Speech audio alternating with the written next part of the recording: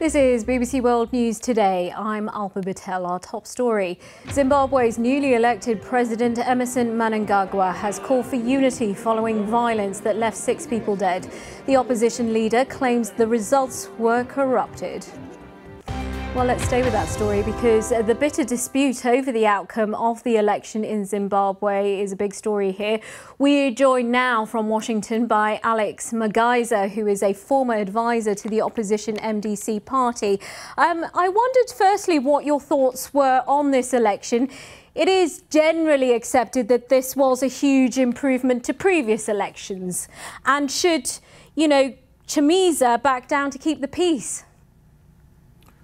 Well, it's been an incredibly close election, a very tightly contested election. There is no opposition leader who has ever obtained at least 2 million votes in an election, and that's a huge credit to the efforts of Nelson Chamisa and his team.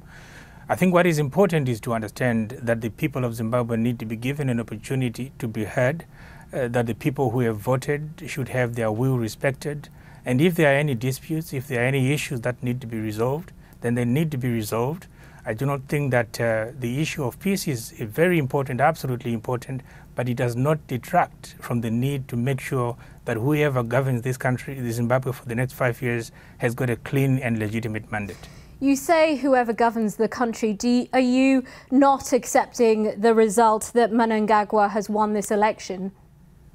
Well, I think the position is that the opposition is disputing the election result, and as it is, there are issues that need to be resolved.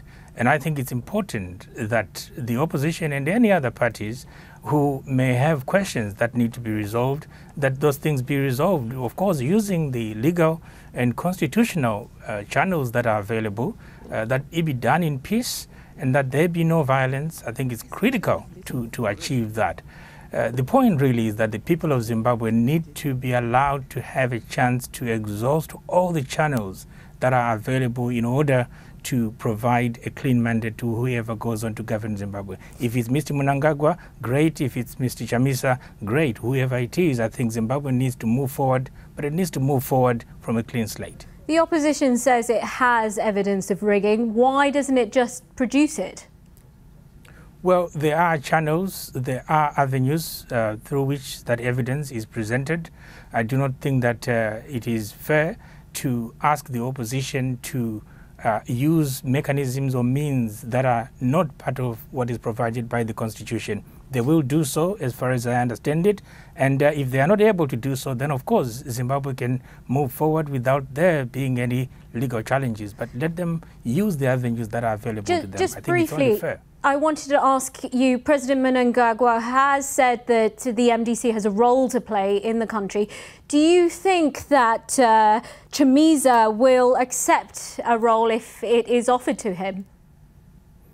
I have not spoken to Nelson Chamisa on those particular issues. I think that I know that he contested this election with the MDC alliance, a coalition of 7 parties, in order that they be given a legitimate and exclusive mandate to run Zimbabwe in a different way. If there are any negotiations or any issues that may arise in the course of time, that is entirely up to the political leaders. But at the moment, my understanding is that they are pursuing their rights as provided for in the Constitution, and they should be allowed the opportunity to do so. I think Mr. Mnangagwa has done well to make that statement, which is useful. Zimbabwe needs it. And I think Mr. Chamisa has also made some very important statements regarding the need for Zimbabwe to move forward in peace. That is what leadership requires. Alex Magaiza, opposition MDC party advisor, thank you very much. And you can follow all the latest developments on the fallout from the Zimbabwe election on our Africa Live blog. You can find that bbc.com/world.